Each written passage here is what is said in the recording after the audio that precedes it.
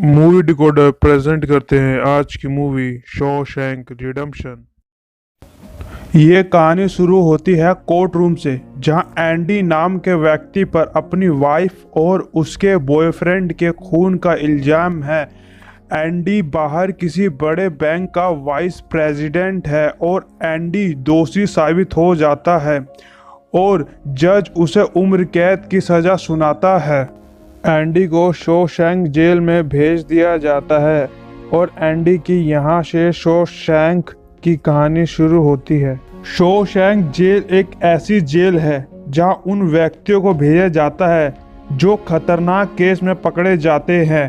Jail में आते ही सारे कैदी नए कैदियों को देखने आते हैं और उन पर सट्टा लगाते हैं कि पहले कौन रोएगा। ये सट्टा पैसे का नहीं बल्कि सिगरेट पर लगाया जाता है। जेल में आते ही नए कैदियों से चीफ कैप्टन हेडली और उस जेल का वार्डन मिलने आते हैं। वार्डन एक ईश्वर पर विश्वास करने वाला व्यक्ति है। वार्डन कैदियों से कहता है, यहाँ तुम्हें दो चीज मिलेगी, डिसिप्लिन और बाइबल, और इस जेल में ईश्वर को कोई नहीं कोसेगा। हार्डली बहुत गुस्से वाला व्यक्ति है जिसे छोटी छोटी बातों पर गुस्सा जाता है और वो कैदियों को बुरी तरह से मारता है। कई बार कैदी मर जाते हैं। जेल में पहली रात बहुत खतरनाक होती है। सारे नए कैदियों को नंगा करके पाइप से नहलाते हैं। उसके बाद उन पर पाउडर छिड़कते हैं। इस पाउडर से शरीर में जलन होने लगती है जो बर्दाश्त के बाहर होती है। इस जलन से कोई ना कोई कैदी जरूर रो देता है और सट्टा इसी चीज पर लगता है कि पहले कौन सा कैदी रोएगा। जेल में आने के बाद एंडी को लॉन्ड्री का काम दिया जाता है। कई दिनों तक एंडी किसी से बात नहीं करता और जिस व्यक्ति से एंडी सबसे पहले बात करता है उसका नाम रेड होता है। रेड को मर्डर के इल्जाम में उम्र कैद की सजा मिली है और वो 20 साल इस जेल में काट चुका है। रेड के इस जेल में बहुत से कॉन्टैक्ट है जिसकी हेल्प से वह जेल के बाहर से सामान मंगाता है। एंडी रेड से बोलता है, सुना है तुम जेल में सामान मंगाते हो, मुझे भी अपना एक सामान मंगाना है। रेड बोलता है कि क्या मंगाना है तुम्हें? एंडी बोलता है, एक पत्थर तराशने की हथौड़ी जिससे मैं पत्थर तराशूंगा। दरअसल एंडी की हॉबी होती है पत्थर को तराशना। रेड बोलता है, हथौड़ी? तुम किसी को नुकसान पहुंचाना चाहते हो? एंडी बोलता है, नहीं, यहाँ मेरा कोई दुश्मन नहीं है। रेड बोलता है, तो बन जाएंगे। सबको पता है कि बॉक्स और उसके दोस्तों की नज़र तुम पर है। एंडी कहता है, अगर मैं उन्हें बता दूं कि मैं गे नहीं हूँ? रेड कहता है, वो भी नहीं है, उसके लिए तुम्हें सिर्फ इंसान होना जरूरी है। रेड बोलता है कि तुम उस हथौड़ी से सुरंग तो नहीं खोदोगे? एंडी कहता है, जब तुम उस हथौड़ी को देखोगे तो समझ जाओगे। ये बोल के एंडी वहां से चला जाता है। रेड को जब हथौड़ी मिलती है तो वह कहता है कि इससे सुरंग खोदने में तो कम से कम 600 साल लग जाएंगे और रेड ब्रूक की हेल्प से एंडी के पास वो हथौड़ी पहुंचा देता है। ब्रूक जेल का सबसे सीनियर कैदी है और वो लगभग 50 साल से इस जेल में है। एंडी जब लॉन्ड्री में काम कर रहा होता है तब एक कैदी उससे कहता है, वॉशिंग पाउडर खत्म होने वाला है, तुम स्टोर रूम से लेकर आ जाओ। एंडी जैसे स्टोर रूम में जाता है उसके पीछे पीछे बॉक्स भी अपने 3 साथियों के साथ आ जाता है। एंडी और बॉक्स के बीच में लड़ाई होती है और बॉक्स एंडी को बुरी तरह से मारता है। लड़ाई के बाद बॉक्स और उसके साथी उसका रेप कर देते हैं। ये बात एंडी किसी को नहीं बताता। 2 साल तक बॉक्स और उसके दोस्त एंडी का रेप करते रहते हैं। अगर ये ऐसा ही चलता रहता तो एंडी सुसाइड कर लेता। मगर एक दिन वार्डन ने जेल की छत रिपेयर करने की अनाउंसमेंट कर दी। इस काम के लिए 12 कैदियों को चुना जाना था। रेड ने सिगरेट की कुछ पैकेट रिश्वत में गार्ड को दी जिसकी वजह से उसका पूरा ग्रुप चुन लिया गया। इस ग्रुप में एंडी भी था और जब एंडी और बाकी के लोग छत पर काम कर रहे होते हैं, साइड में हेडली और कुछ गार्ड आपस में बात करते हैं। हेडली बताता है कि उसका भाई मर गया है और मरने से पहले उसने $35,000 मेरे नाम कर दिए हैं। एक गार्ड हार्डली से बोलता है, ये तो बहुत खुशी की बात है। हार्डली बोलता है, काहे की खुशी की बात, सारे पैसे तो टैक्स में ही घुस जाएंगे। काम करते हुए एंडी उनकी बात सुन रहा होता है। एंडी हेडली के पास जाता है और हेडली को बोलता है, तुम अपनी बीवी पर विश्वास करते हो। ये बात सुनकर हेडली को गुस्सा आ जाता है और एंडी को पकड़ के छत से फेंकने के लिए भागता है। एंडी हेडली को बोलता है, मैं तुम्हारे $35,000 बचा सकता हूँ। ये बात सुन के हेडली रुक जाता है और पूछता है कैसे। तब एंडी हेडली को बताता है, 60,000 तक का गिफ्ट पूरी लाइफ में आप अपनी वाइफ को एक बार दे सकते हैं। हार्डली बोलता है कि मैं तुम्हारा विश्वास क्यों करूं। एंडी कहता है, आप ये बात बाहर किसी से पूछ भी सकते हैं। एंडी आगे कहता है, आपको पेपर वर्क करने के लिए आदमी लगेगा जिसकी फीस भी देनी पड़ेगी। ये काम मैं फ्री में कर सकता हूँ, बदले में मेरे साथियों को 3-3 बियर दे देना। अगले सीन में जेल में मूवी चल रही है। मूवी देखते देखते एंडी रेड को एक पोस्टर मंगाने के लिए कहता है। एंडी जैसे ही मूवी हॉल से बाहर निकलता है, बॉक्स और उसके साथी एंडी को उठाकर प्रोजेक्टर रूम में ले जाते हैं। प्रोजेक्टर रूम में ले जाने के बाद बॉक्स और उसके साथी एंडी को बुरी तरह से मारते हैं, जिसके वजह से एंडी हॉस्पिटल में एडमिट हो जाता है करीब 1 महीने के लिए और बॉक्स को काल कोठरी की सज़ा हो जाती है 1 हफ्ते के लिए। 1 हफ्ते की काल कोठरी की सज़ा काटने के बाद बॉक्स जब अपने सेल में जाता है, वहाँ पर उसे हेडली बैठा हुआ मिलता है। हेडली बॉक्स को कुत्ते की तरह मारता है, इतना मारता है कि वो हॉस्पिटल में हमेशा के लिए एडमिट हो जाता है और खाने के लिए उसे ज़िंदगी भर सूप मिलता है। और जब एंडी हॉस्पिटल से वापस आता है तो रेड उसे फिल्म स्टार का बड़ा सा पोस्टर गिफ्ट में देता है। अगली सुबह जेल में चेकिंग होती है, जिसमें हार्डली और वार्डन दोनों आते हैं कैदियों को चेक करने। दरअसल चेकिंग एक बहाना है। हेडली ने वार्डन को एंडी के बारे में बताया हुआ होता है और वार्डन खुद देखना चाहता है कि एंडी उस लायक है कि नहीं। जब वार्डन एंडी से मिलता है, एंडी उस समय बाइबल पढ़ रहा होता है। वार्डन एंडी के हाथ से बाइबल ले लेता है और एंडी से पूछता है, तुम्हारी कोई फेवरेट लाइन? एंडी कहता है, हमेशा चौकन्ने रहो, उसकी नज़र सब पर है, वो कभी भी आ सकता है। वार्डन कहता है, मार्क 13:35, लेकिन मुझे ये ज़्यादा पसंद है। मैं दुनिया का उद्धार करता हूँ, जो कोई भी मेरे पीछे आएगा वो स्वर्ग जाएगा। एंडी कहता है, चैप्टर 8 वर्स 12। एंडी के सेल में पत्थर से बने मोहरे होते हैं जो कि एंडी ने खुद बनाए होते हैं और एक बड़ा सा पोस्टर होता है, जिसे देखकर वार्डन कहता है, ये तो मैं अप्रूव नहीं करता, लेकिन कभी कभी नज़रअंदाज जरूर किया जा सकता है। ये कह के वार्डन सेल से जाने लगता है और जाते जाते एंडी से कहता है कि ये तुमसे नहीं लेनी चाहिए क्योंकि मुक्ति इसी में है। अगले दिन वार्डन ने एंडी को अपने पास बुलाया और उससे पूछता है कि तुम्हें लॉन्ड्री का काम अच्छा लगता है। एंडी कहता है, नहीं सर। वार्डन कहता है, तुम्हारे जैसे पढ़े लिखे आदमी के लिए हम कुछ और काम देख सकते हैं, और उसे लाइब्रेरी में भेज देता है, जहां उसकी मुलाकात ब्रूक से होता है। और एंडी ब्रूक से पूछता है, आप कितने साल से यहाँ हो? ब्रूक उसे बताता है, मैं जेल में 50 साल से हूँ और लाइब्रेरियन करीब 40 साल से हूँ। एंडी पूछता है कि इन 40 सालों में कभी असिस्टेंट की ज़रूरत पड़ी है? ब्रूक कहता है, नहीं। एंडी कहता है, तो आज क्यों पड़ गई? ब्रूक बोलता है, अच्छा ही है, कोई साथ तो होगा। तभी एंडी से मिलने एक गार्ड आता है वो एंडी से कहता है, मुझे अपने बच्चों की पढ़ाई के लिए फाइनेंशियल प्लानिंग करनी है, तुम इस काम में मेरी मदद कर सकते हो। एंडी कहता है, जी सर। उसके बाद एंडी वार्डन से लाइब्रेरी को बेहतर बनाने की बात करता है, लेकिन वार्डन बजट का बहाना बनाकर एंडी को मना कर देता है। एंडी वार्डन से गवर्नमेंट को लेटर लिखने की परमिशन मांगता है। वार्डन कहता है, तुम लेटर लिखो, मैं इसको पोस्ट करा दूंगा।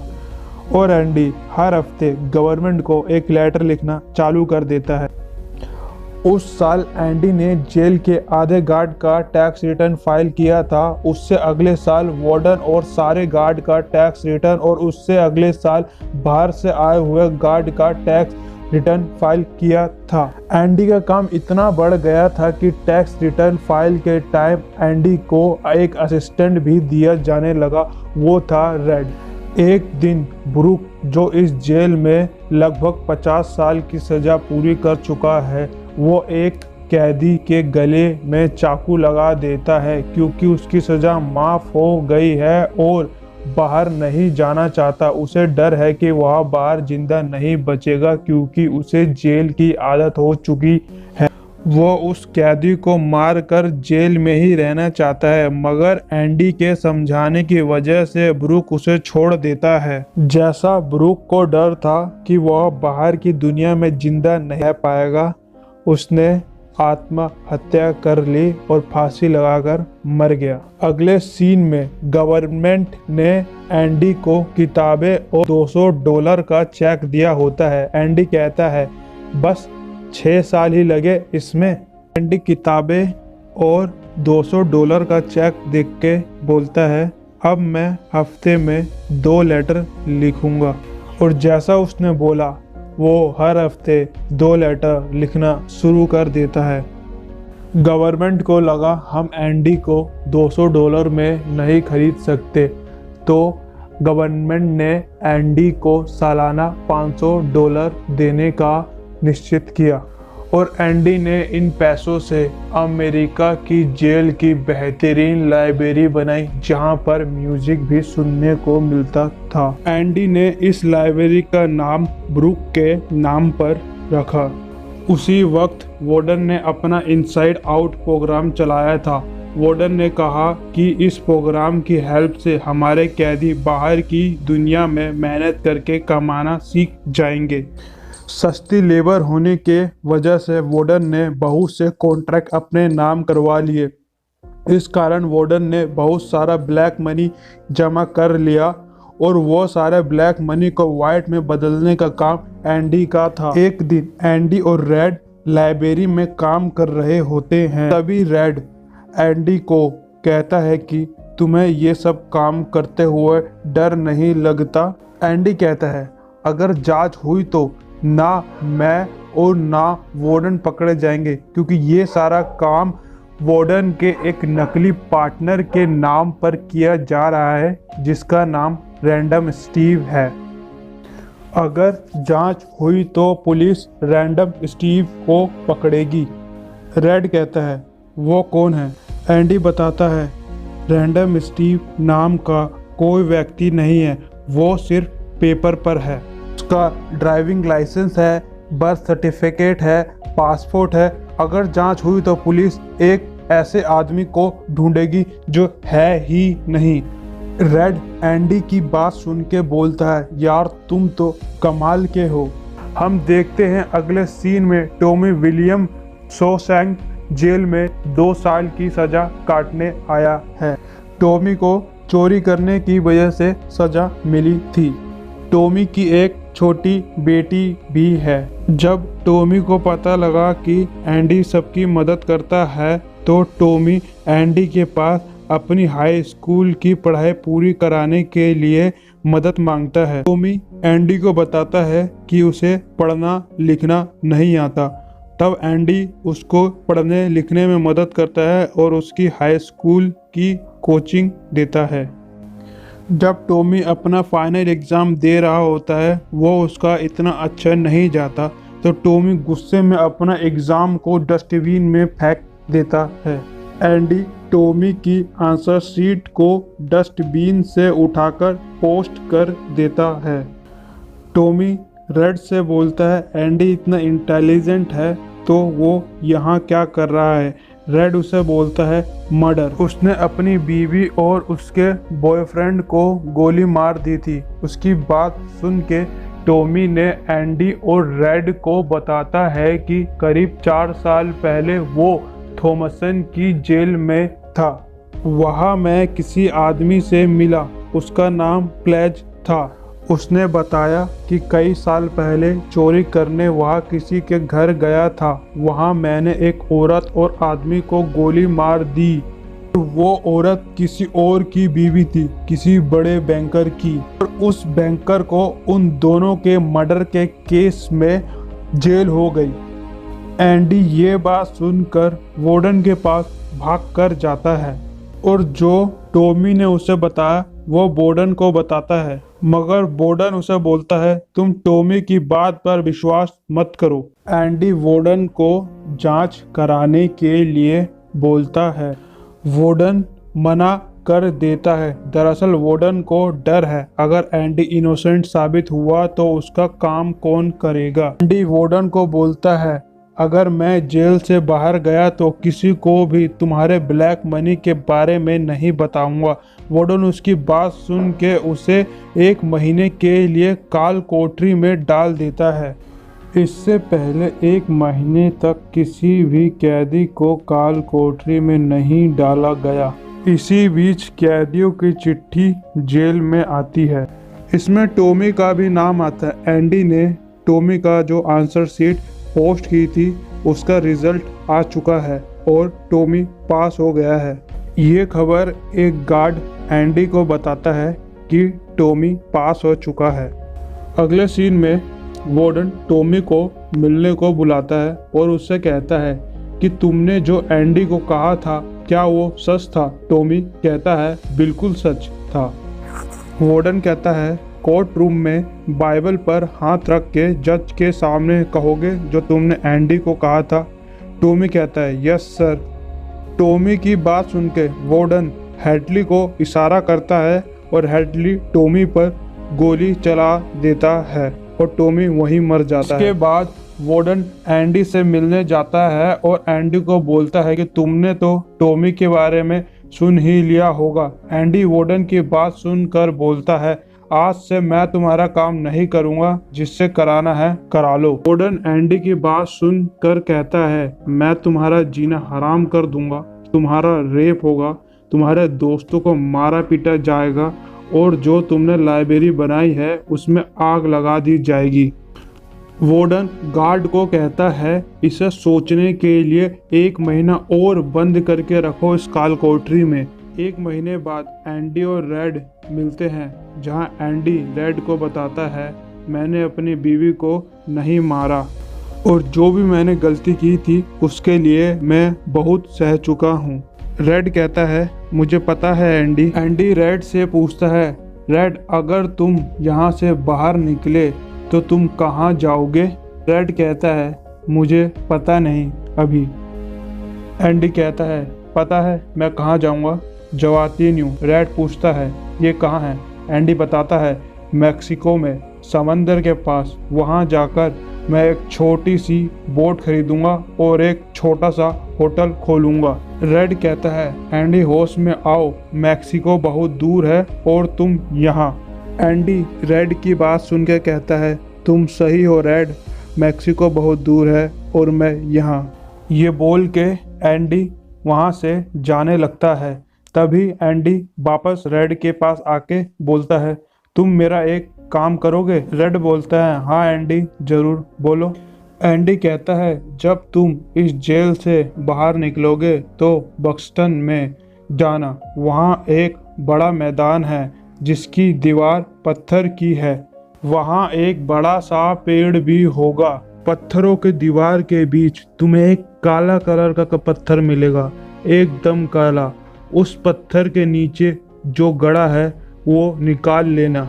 रेड कहता है, एंडी क्या है उस पत्थर के नीचे। एंडी कहता है, ये देखने के लिए तुम्हें वहाँ जाना पड़ेगा। अगले सीन में वार्डन एंडी को अपने जूते को आईने की तरह चमकाने और कोट को ड्राई क्लीन कराने के लिए देता है। एंडी की बात सुनकर रेड को उसकी बहुत चिंता होती है। उसे डर है कहीं वो ब्रूक की तरह सुसाइड ना कर ले। रेड को एंडी की बहुत फिक्र हो रही होती है। पूरी रात सो नहीं पा रहा होता। उसे एंडी की बहुत चिंता हो रही होती है। रात भर तूफान आ रहा होता है। अगली सुबह जब सेल का दरवाजा खुलता है तो रेड एंडी की सेल की तरफ देखता है, लेकिन एंडी सेल से बाहर नहीं आता। तभी एक गार्ड चिल्लाता है, डूफ्रेन अपने सेल से बाहर आओ। अगर तुम नहीं आओगे तो मैं आऊँगा और ये तुम्हारे लिए अच्छा नहीं होगा। गार्ड गुस्से में एंडी की सेल की ओर जाता है और जैसे ही वो उसकी सेल में जाता है चौंक जाता है, क्योंकि एंडी अपने सेल में नहीं होता। गार्ड वार्डन को बुलाता है, बोलता है एंडी सेल में नहीं है। वार्डन कहता है ये कैसे हो सकता है, क्योंकि रात की गिनती के टाइम तो एंडी सेल में ही था। तो रात में ऐसा क्या हुआ कि वो सेल से गायब हो गए। वार्डन एंडी के रूम में जो पत्थर पड़े थे उसे उठा लेता है और गुस्से में गार्ड की तरफ और दीवार में फेंकने लगता है। तभी एक पत्थर पोस्टर में जाके लगता है और नीचे गिरता ही चला जाता है। वार्डन ये देख के अपना पूरा हाथ पोस्टर में डाल देता है और उसका पूरा हाथ दीवार के आर पार चला जाता है। वार्डन पोस्टर को वहां से हटा देता है। तभी वार्डन देखता है कि वहां पर एक सुरंग खोदी हुई है। रेड को लगता था कि इस हथौड़ी से सुरंग खोदने में उसे 600 साल लग जाएंगे, लेकिन एंडी ने उसे 20 साल में कर दिखाया। एंडी के जेल से जाने से पहले वार्डन ने जो उसे जूते और कोट दिया था उसे अपने कपड़े के नीचे छुपा के और वार्डन के कहां कहां घोटाले किए हैं उसकी पूरी एविडेंस अपने साथ लेकर वो वहां से चला जाता है। तो इस बारे में पता नहीं चलता कि एंडी उसके खिलाफ सारे एविडेंस लेकर जा चुका है। अगली सुबह एंडी रैंडम स्टीव बन के बैंक में जाता है और सारे पैसे निकाल लेता है।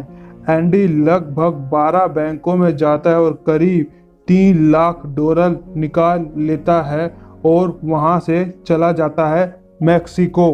रैंडम स्टीव वार्डन का नकली पार्टनर जो अभी तक पेपर में था, एंडी ने उसकी जगह ले ली थी। ने जो वार्डन के खिलाफ सबूत इकट्ठे किए थे उसे वो न्यूज वालों के पास कुरियर करा देता है। जब इस बात का पता वार्डन को चलता है तब वह अपना लॉकर देखता है जहां उसने सारे सबूत को रखे थे। उसे वहां एंडी की बाइबल मिलती है जिसमें लिखा था, डियर वार्डन आप सही थे, मुक्ति इसी में है। वार्डन बाइबल को पलट कर देखता है तो बाइबल में हथौड़ी रखने की जगह बनी हुई थी। ये देखकर वार्डन के हाथ से किताब छूट जाती है। तभी पुलिस और मीडिया वार्डन के पास आती है, मगर वार्डन अपने आप को गोली मार लेता है और हेडली को अरेस्ट कर लिया जाता है। अगले सीन में जब रेड अपने 40 साल पूरा कर चुका होता है इस जेल में, तब उसको रिहा कर दिया जाता है और उसे गवर्नमेंट की तरफ से एक छोटा सा फ्लैट और एक जॉब दी जाती है। रेड का मन बाहर नहीं लग रहा होता, वो भी मर जाना चाहता है, लेकिन उसने एंडी से जो वादा किया होता है और वो अपना वादा पूरा करने के लिए बक्सटन की तरफ निकल जाता है। दूर चलने के बाद रेड को पत्थर की दीवार और वो पेड़ मिल जाता है जिसकी बात एंडी ने कही थी। बहुत ढूंढने के बाद रेड को वो काला पत्थर भी मिल जाता है।